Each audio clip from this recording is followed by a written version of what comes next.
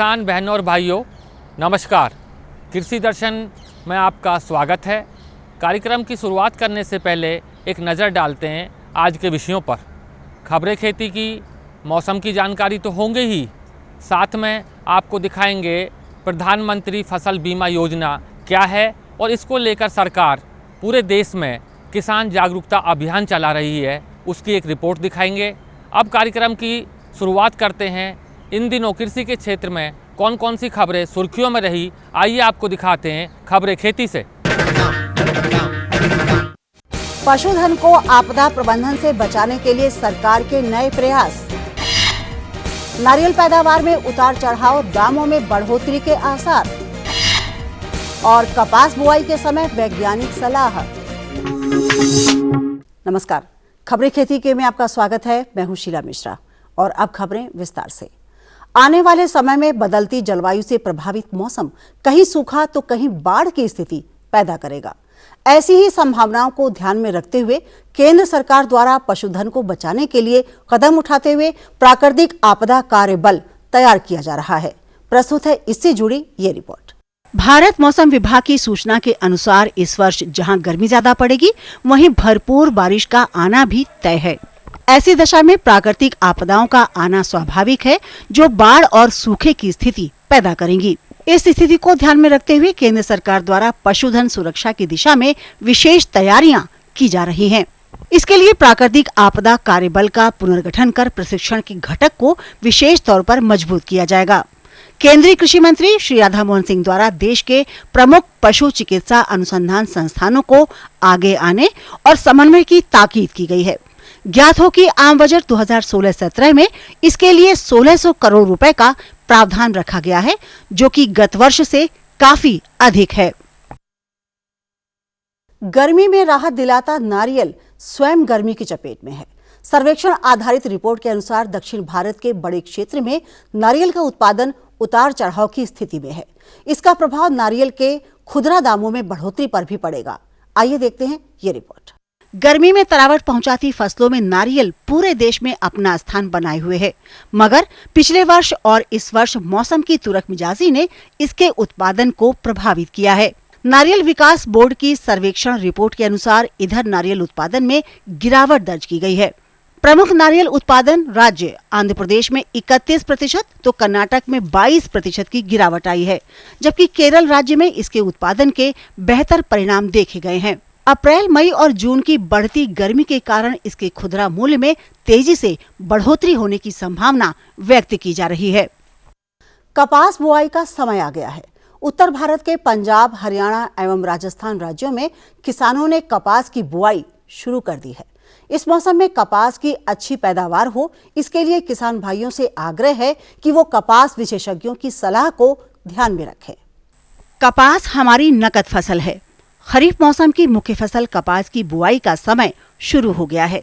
हमारे कृषि वैज्ञानिक कपास की उन्नतशील प्रजातियों की सिफारिश करें, क्योंकि ये उन्हीं किसानों को लगानी है जिससे उनको अच्छी एवं भरपूर पैदावार मिल सके। सिरसा स्थित केंद्रीय कपास अनुसंधान संस्थान क्षेत्रीय स्टेशन के अध्यक्ष डॉक्टर दिलीप मोंगा ने हमारे संवाददाता को बताया। हमारे संस्थान ने और कृषि विश्वविद्यालयों ने मिलके कपास की जो बीटी नरमा है उसकी बहुत सारी किस्में, करीब 20-25 किस्में हैं हर एक राज्य में, उनका अनुमोदन किया है। और इन किस्मों में सफ़ेद मच्छर कम लगता है, मरोड़िया रोग कम लगता है और कपास की पैदावार ज़्यादा होती है।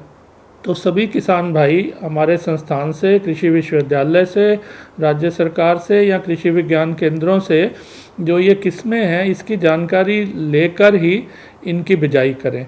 ये दो जो हैं महत्वपूर्ण बातें हैं।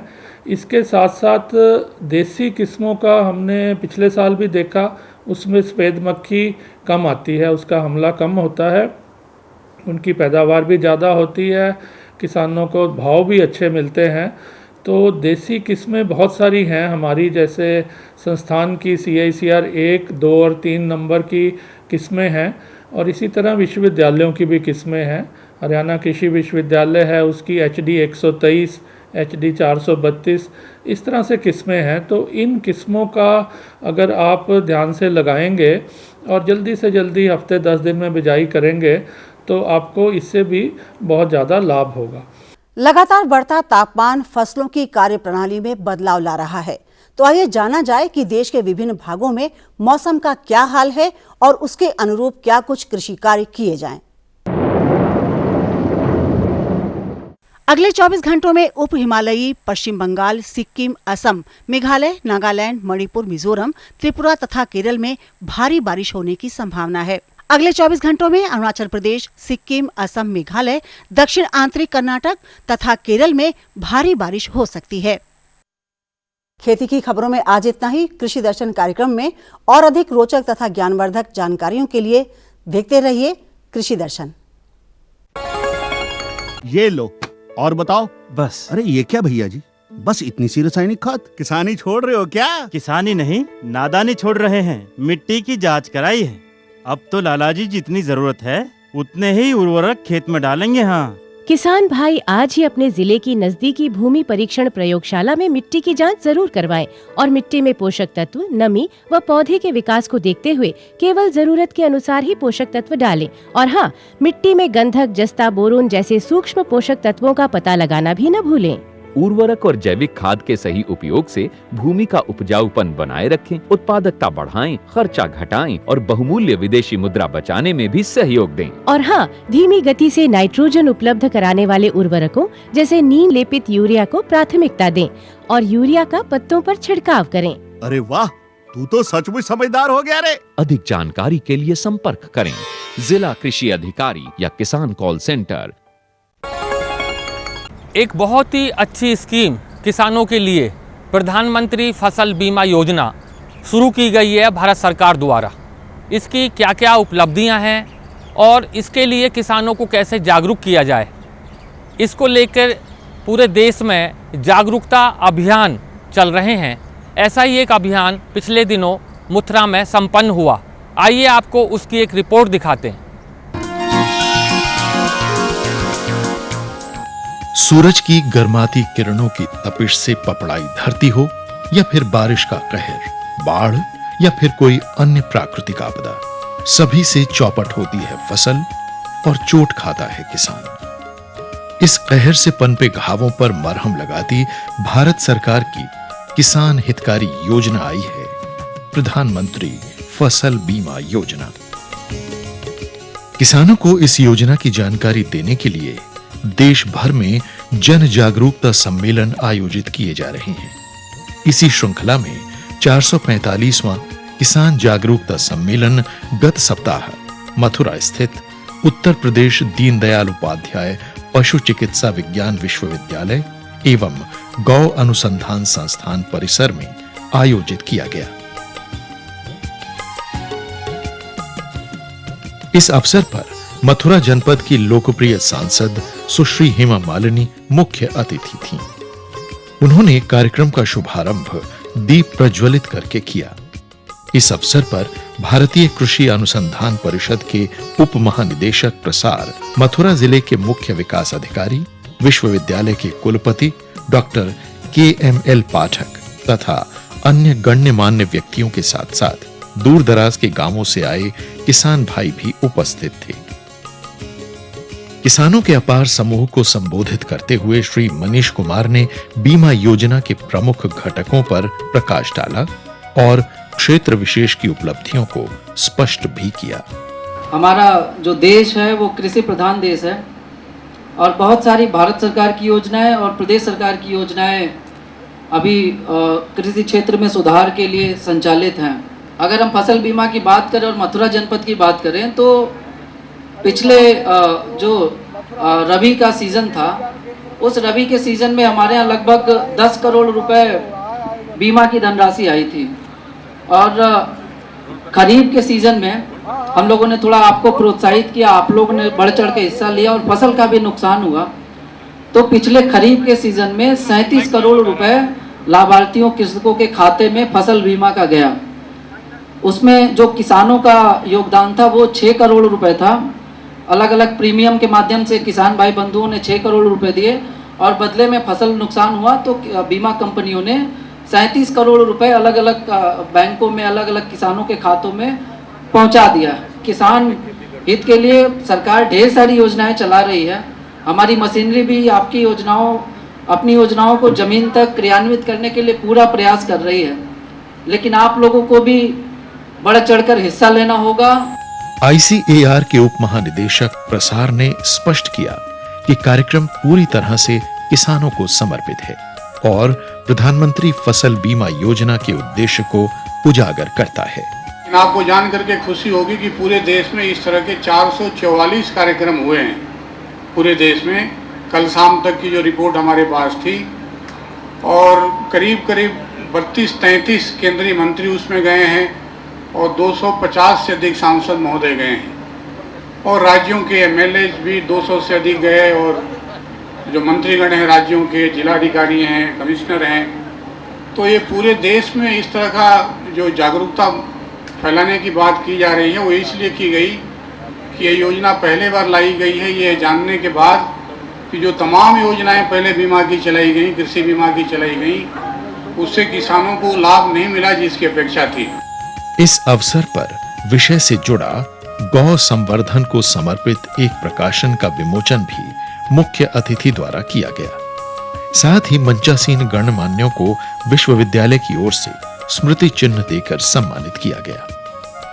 अपने संभाषण में विश्वविद्यालय के कुलपति डॉक्टर KML पाठक ने कार्यक्रम से जुड़े विषय को समसामयिक बताया तथा इस आयोजन को विश्वविद्यालय का गौरव कहा।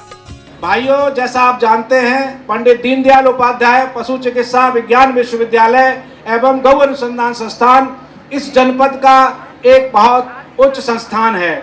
इस संस्थान देश के हमारे इस जो क्षेत्र के जो किसान हैं, जो पशुपालक हैं, उनके लिए कार्य कर रहा है। और ये जो माननीय प्रधानमंत्री की जो फसल योजना है, इसके लिए भी आप तक जो माध्यम आपके इस माध्यम से आप तक प्रोग्राम पहुंचा रहा है। मेरी पहली प्राथमिकता यह है कि हमारे क्षेत्र के जो किसान हैं, पशुपालक हैं, उनको नई से नई तकनीकी, जो भी नई तकनीकी है वो आप तक उपलब्ध कराई जाए।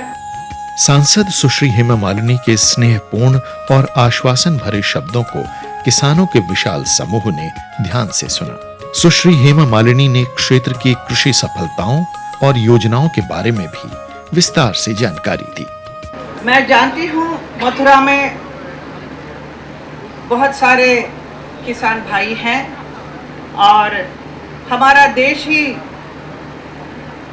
ऋषि मुनियों का और कृषि किसानों का ये देश है। पहले से यही आता रहा है, उन्हीं की वजह से हमारा देश का नाम है। और किसान भाई हमारे अन्नदाता हैं। आप लोग इतनी कड़ी मेहनत कर पूरे देशवासियों को खिलाते हैं, अन्नदाता हैं आप। कितनी परिश्रम करते हैं, धूप में सारा दिन काम करते हैं, बहुत सारे महीनों तक उधर रहकर धूप में खड़े रहकर आप खेतीबाड़ी करते हैं। और जब वो उगकर फसल जब आता है, उसका कटवाने के बाद जो खुशी होती है उसे मैं समझ सकती हूँ। अभी जब मैं यहाँ पर सांसद बनने के बाद जो यहाँ पर जो प्राकृतिक आपदा आई थी, जिसकी वजह से ओले वृष्टि हुई और बहुत सारे नुकसान हुई थी आप लोगों के, मुझे बहुत दुख हुआ। हमारे प्रधानमंत्री जो हैं वो हमेशा गरीब जनता के लिए, उनके हित के लिए ही बहुत काम किया है। बहुत सारी योजनाएं भी हमेशा बनाते रहे हैं।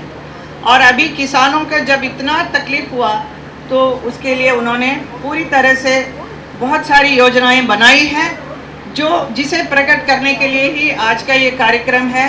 मैं अपनी तरफ से कुछ कहना चाहूँगी कि ऑर्गेनिक फार्मिंग करेंगे, प्राकृतिक खेती करेंगे तो बहुत ही बढ़िया रहेगा, क्योंकि केमिकल फर्टिलाइजर्स अब ना यूज़ करते हुए इसको प्राकृतिक इसमें यूज़ करेंगे तो उसमें जो आएगा, जो भी उगेगा, वो लोगों के लिए, स्वास्थ्य के लिए भी अच्छा रहेगा। ऐसी विषम परिस्थितियों से होने वाले आर्थिक नुकसानों से किसान भाइयों को बचाने तथा आर्थिक सहयोग प्रदान करने के उद्देश्य से ही माननीय प्रधानमंत्री श्री नरेंद्र मोदी जी के नेतृत्व वाली केंद्र सरकार ने किसानों को प्रधानमंत्री फसल बीमा योजना के रूप में एक बड़ा तोहफा दिया है, जो किसानों के कल्याण के लिए लीक से हटकर एक अहम योजना है। किसानों के लिए बीमा योजनाएं समय समय पर बनती रही है, किंतु इसके बावजूद अब तक कुल कवरेज 23% की ही हो सका है, जिसके अंतर्गत फसल के अनुसार किसान द्वारा देय प्रीमियर राशि बहुत कम कर दी गई है। इस प्रकार ये योजना पुरानी किसी भी योजना से बेहतर है। इस योजना के साथ साथ अन्य लाभकारी योजनाएं भी केंद्र सरकार द्वारा प्रारंभ की गई है, जिसमें मुख्य रूप से निम्न है। प्रधानमंत्री कृषि सिंचाई योजना, इसका उद्देश्य प्रति बूंद अधिक उत्पादन, पर ड्रॉप मोर क्रॉप बढ़ाना है। फिर दूसरा है कृषि और गांव को बिजली सप्लाई के उद्देश्य से दीनदयाल उपाध्याय ग्राम ज्योति योजना प्रारंभ की गई है। स्वास्थ्य धरा खेत हरा के उद्देश्य से मृदा स्वास्थ्य कार्ड किसान भाइयों को उपलब्ध कराया जा रहा है। नई उर्वरक नीति के अंतर्गत किसानों के लिए नीम कोड़ेड यूरिया को उपलब्ध कराया जा रहा है, जिससे मृदा स्वास्थ्य सुधार में लाभ होगा।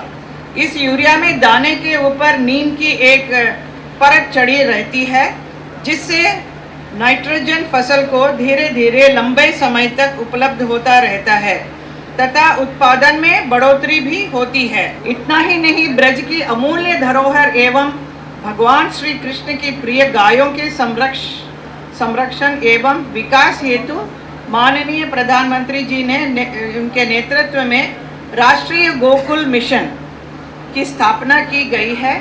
मुझे हर्ष है कि ये योजना इस जनपद में इस विश्वविद्यालय के माध्यम से संचालित की जा रही है।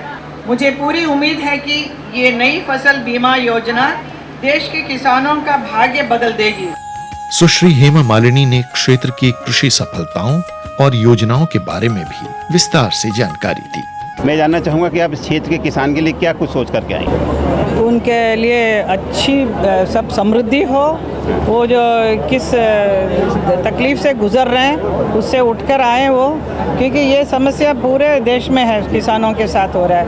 और कई किसान आत्मविश्वास खोकर आत्महत्या कर लेते हैं। कि मुझे खुशी है कि यहाँ के हमारे मथुरा के किसानों ने ऐसा कभी किया नहीं। उनमें बहुत they are very strong and शक्तिशाली हैं और सबका फेस करने का उनमें एक जोश है। तो हम पूरी तरह से उनको हेल्प करना चाहते हैं। हमारे सीडीओ साहब भी हैं, मनीष जी, इन्होंने भी काफ़ी कुछ कहा कि किसानों के लिए कितना हो सके, जितना मैं भी मोदी जी से बात करके बहुत कुछ करने का सोच रही हूँ। इसमें एक बात यह है कि इस क्षेत्र में गाय बहुत हैं और गऊ के विकास के लिए जिससे देश का विकास है, और हमारे यहाँ जो राष्ट्रीय गोकुल मिशन की योजना शुरू की गई है और सरकार इसको बहुत जोर दे रही है। आप इस क्षेत्र में जो हमारा पशुधन है उसके विकास के लिए क्या सोच रहे हैं? पशुधन के बारे में उसके लिए जो डिपार्टमेंट है वो सब काफ़ी कर रहे हैं। और यहाँ पे भी ये जो विश्वविद्यालय है यहाँ पर भी बहुत गोकुल ग्राम योजना, गोकुल मिशन है, गोकुल राष्ट्रीय गोकुल मिशन, उसके मैं भी सोच रही थी कुछ करने का, लेकिन ये विद्यालय कुछ खुद ही कर रही है तो बहुत अच्छी बात है। आप लोग अन्नदाता हैं, इतना मेहनत करके आप लोग हम सब लोगों को, हमारे पूरे देश की जनता को आप खाना देते हैं। तो आप लोगों के साथ जब तकलीफ़ होती है, जो भी आपदा आती है, तो हमें बहुत ही दुख होता है। एक सांसद होने के नाते मुझे मालूम है बहुत कुछ हेल्प कर सकती हूँ, वो जितना हो सके मैं करने की कोशिश कर रही हूँ। इस अवसर पर कृषि उपलब्धियों एवं योजनाओं को दर्शाती एक प्रदर्शनी भी लगाई गई और मुख्य अतिथि ने इसका निरीक्षण भी किया। कार्यक्रम अपने आप में किसानों की रुचि स्पष्ट करता था, विषय की समसामयिकता दर्शाता था, कृषि वैज्ञानिकों तथा नीति निर्धारकों के किसान हितकारी समर्पण को भी उजागर करता था। विश्वविद्यालय का प्रयास निश्चित रूप से किसान हितकारी और सरकारी योजनाओं को किसान तक पहुंचाने की दिशा में एक सफल प्रयास है।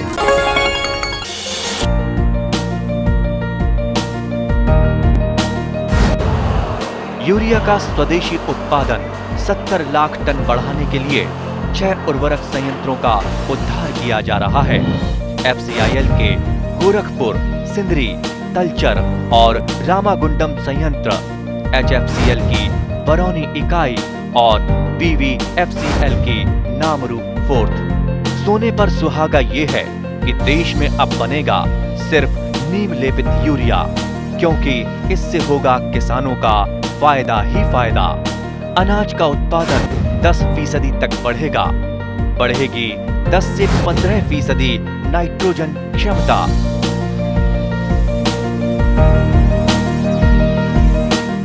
मेरे साथ बोलो ए बी।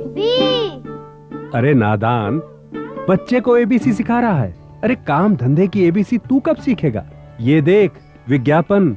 तेरे जैसे कृषि विज्ञान सीखे हुए युवाओं के लिए भारत सरकार के कृषि मंत्रालय ने एक योजना बनाई है, ACABC। ACABC? जी हाँ, ACABC यानी एग्री क्लिनिक्स और एग्री बिजनेस सेंटर। इसके तहत कृषि विज्ञान पढ़े युवाओं का चयन होने पर उन्हें मुफ्त ट्रेनिंग दी जाती है और हाँ, अपना कारोबार चलाने के लिए बैंक से लोन भी मिलता है।